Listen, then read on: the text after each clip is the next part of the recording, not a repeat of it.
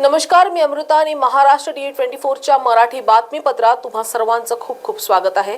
तर बघूया आजच्या मराठी बातम्या। महाराष्ट्र विधानसभा अध्यक्ष ॲडव्होकेट राहुल नार्वेकर यांनी आज श्री साईबाबांच्या समाधीचे दर्शन घेतले आणि दर्शनानंतर त्यांचा श्री साईबाबा संस्थानच्या वतीने मुख्य कार्यकारी अधिकारी गोरक्षक गाडेलकर यांनी सत्कार केला। यावेळी मंदिर विभाग प्रमुख विष्णू थोरात आदी उपस्थित होते। गणपती, नवरात्र उत्सव, दिवाळी, दसरा या काळामध्ये झेंडूच्या फुलांना मोठी मागणी होती, त्यामुळे शेतकऱ्यांना फुलाच्या माध्यमातून चांगलेच उत्पन्न झाले। दिवाळी झाल्याच्या नंतर मोठे उत्सव झाले नाही, निवडणुका लागल्या आणि त्यामुळे व्यावसायिकांना फटका बसला आहे। झेंडूच्या फुलांची आवक वाढलेली आहे आणि सध्या धंदे वगैरे काहीच नाही, त्यामुळे मध्ये विलक्षण आलं, त्याच्यामुळे उठाव नव्हता, काहीच नव्हतं। आणि आता सध्या मार्गशीर्ष महिना सुरू झालेला आहे, 1-2-3 दिवसात मार्केट वाढून जाईल। भाव काय असतात? हे शेतकऱ्याचे माल विकल्या नाही जाऊ लागले, फेकले जाऊ लागले सगळे माल। आवक वाढलेली आहे। काय भाव आहे सध्या 10-15 रुपये किलो विकू लागले। जे फुलं 60-70 रुपये किलो विकत होते ते आज 10-15 रुपये किलो विकू लागले। काय अपेक्षा अपेक्षा म्हणजे धंदेच नाही राहिले सध्या। आता हे मार्गशीर्ष महिना चालू झालेला आहे, आज आमुष झाल्याच्या नंतर धंदे वाढतील। काय नाव? समाधान पाटील विखे। मी फुल मार्केटमध्ये आलेलो आहे। तुम्ही बघत आहे फुल आपण जे आधी फक्त गुलाबाचे भाव इथं वाढलेले आहे। आधी 100 रुपये 80 रुपये भेटायचे, पण आता 150 रुपयाप्रमाणे गुलाब भेटत आहे। गावरान गुलाब आहे, चांगला आहे तो। आणि दुसरे गुलाब आहे तो स्वस्त झालेला आहे, तो 20 रुपयाला गड्डीच भेटत आहे फक्त। आणि झेंडूचे दर खूपच खाली उतरलेले, 30 रुपये आणि होलसेलमध्ये घेतलं तर 20 रुपयालाच भेटत आहे। जरबेरा नाही आहे, पण झेंडू आणि शेवंती 30 रुपये किलोनी भेटत आहे, म्हणजे ते एकदम स्वस्त झालेलं आहे। कशामुळे? मला वाटतं थंडीचं आणि आवक जास्त असल्यामुळे ते स्वस्त झालेलं आहे असं मला वाटत आहे। काय नाव आपलं? माझं नाव मदन शर्मा आहे। मी रेग्युलर या मार्केटमध्ये येतो। खूपच स्वस्त आहे, पण बाहेर जर तुम्ही किरकोळ मार्केटमध्ये गेला तर नुसती लूट चालू आहे। 10 रुपयाचे फुलं नाही देत तुम्हाला, इथं तुम्हाला 10 रुपये अर्धा किलो फुलं भेटत आहे। तर ज्यांच्याकडे वेळ आहे त्यांनी इथं येऊन फुलं घ्यायला पाहिजे असं मला वाटतं। काही नाही, 20 रुपयाचं पेट्रोल लागतं फक्त सिटीतून इथे यायला, लवकर उठावं लागतं, एवढंच त्याची आट आहे, बस बाकी काहीच आट नाही आहे। आणि तुम्ही अगदी प्रसन्न होताल, तुमचे देव पण प्रसन्न होतील, तुम्हाला आशीर्वाद मिळेल। आता सध्या झेंडूची फुले 10 ते 15 रुपये 20 रुपये किलो प्रमाणे विक्री होत असून जो गुलाब महिनाभरापूर्वी 80 ते 100 रुपये डझनने विक्री होत होता, तो आज मात्र 20 ते 30 रुपयांनी विक्री होत आहे।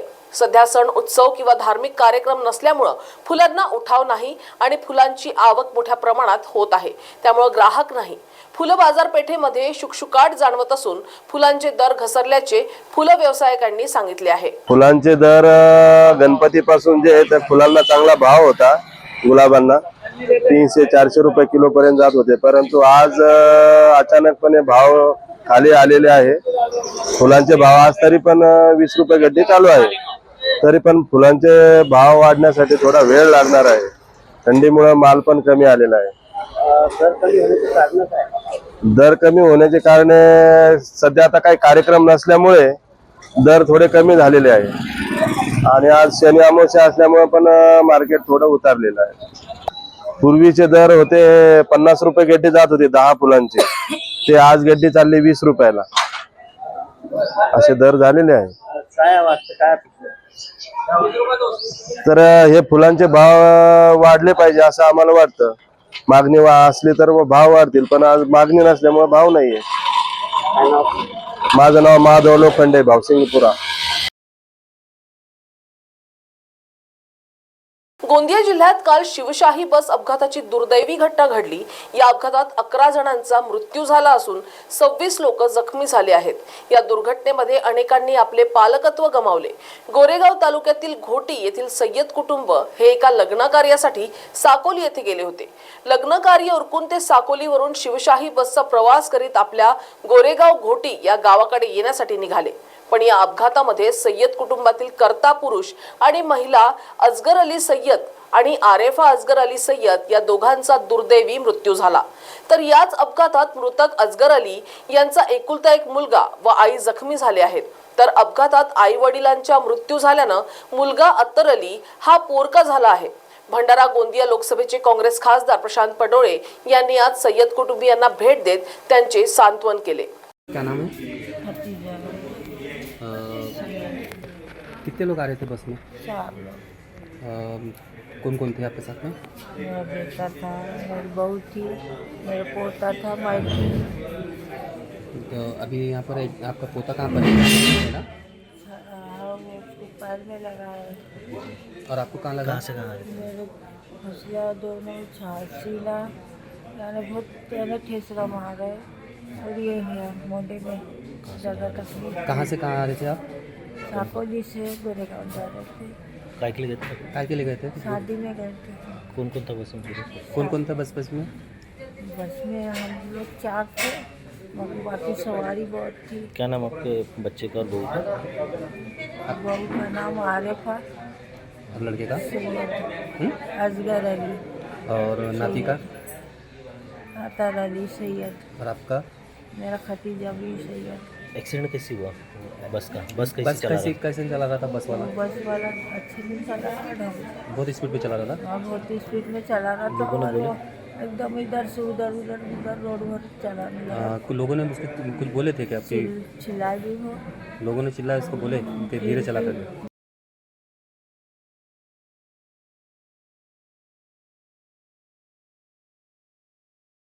वाशी एमपीएमसी फळ मार्केटमध्ये काश्मीर आणि इराणी सफरचंदाची आवक सुरू झाली आहे. मोठ्या प्रमाणात सफरचंद मार्केटमध्ये उपलब्ध आहेत. व्यापाऱ्यांच्या मते मागील वर्षापेक्षा सध्या सफरचंदाचे भाव कमी आहेत, परंतु त्यातही काश्मीर आणि इराणी सफरचंदाची किंमत अजूनही उच्च आहे. सध्या काश्मीर सफरचंद प्रति किलो 1000 ते 1500 रुपये आणि इराणी सफरचंद 1000 ते 1200 रुपये दराने विकले जात आहेत. दोन्ही प्रकारांमध्ये 20 ते 30 रुपयांचा फरक आहे. बाजारात या फळांची मागणी मोठ्या प्रमाणावर आहे. एप्पल का भी क्या प्राइस है? एप्पल का अभी समझो कश्मीर का जो एप्पल है वो 1000 रुपये से 1500 तक रेट चल रहा है, और ईरान वाला रेट समझो 1000 से 1200 तक है। तो पहले से अभी नॉर्मली है, ज़्यादा नहीं है। मतलब कम हुए जी। और फिलहाल ईरान चालू है और कश्मीर का चालू है। कश्मीर और ईरान जी, दोनों का सेम? दोनों का 19-20 प्राइस है। 19-20 का कम ज्यादा है क्या? जी जी। और अभी कस्टमर थोड़ा कम है अभी। कम है। जी हाँ, अस्सलाम वालेकुम। शिवाई नेत्रंग महामार्गात शहरातील वळण रस्त्याचेही चौपदरीकरण होत असून त्यासाठी 3 उड्डाणपूल प्रस्तावित आहेत. त्यापैकी तळोदा रस्त्यावरील जिजामाता कॉलेज ते हॉटेल मंदाकिनी पर्यंतचा उड्डाणपूल तांत्रिकदृष्ट्या सदोष आणि नागरिक व व्यावसायिक आस्थापनांसाठी अडचणीचा ठरणार आहे. त्यामुळे हा उड्डाणपूल रद्द करून रिंग रोड करून शहरातील वाहतुकीचा प्रश्न सोडवावा अशी मागणी भाजपचे प्रदेश महामंत्री विजय चौधरी यांनी केली आहे. दरम्यान या मागणीसाठी प्रसंगी आंदोलनाचा इशारा देखील त्यांनी दिला आहे. नंदुरबार ते तळोदा असा चौपदरीकरण रस्ता होणार आहे. याच अंतर्गत शहरातील वळण रस्त्यावर 3 उड्डाणपूल करण्यात येणार आहेत. त्यातील जिजामाता महाविद्यालय ते हॉटेल मंदाकिनी या दरम्यानचा उड्डाणपूल हा गैरसोयीचा होणार असल्याचे नागरिकांचे म्हणणे आहे. उड्डाणपुलाऐवजी पर्याय शोधावा अशी अपेक्षा त्यांनी व्यक्त केली आहे. शहराचा वाढता विस्तार आणि वाढती वाहन संख्या लक्षात घेता शहराबाहेरून रिंग रोड तयार करावा व रहदाराची समस्या सोडवावी अशी मागणीही त्यांनी केली आहे. रिंग रोडसाठी केंद्रीय मंत्री नितीन गडकरी आणि मुख्यमंत्र्यांची भेट घेऊन आपण पाठपुरावा करणार असल्याचे विजय चौधरी यांनी सांगितले. एक विषय या ठिकाणी नंदुरबार शहराच्या दृष्टिकोनातून अतिशय महत्त्वाचा आहे.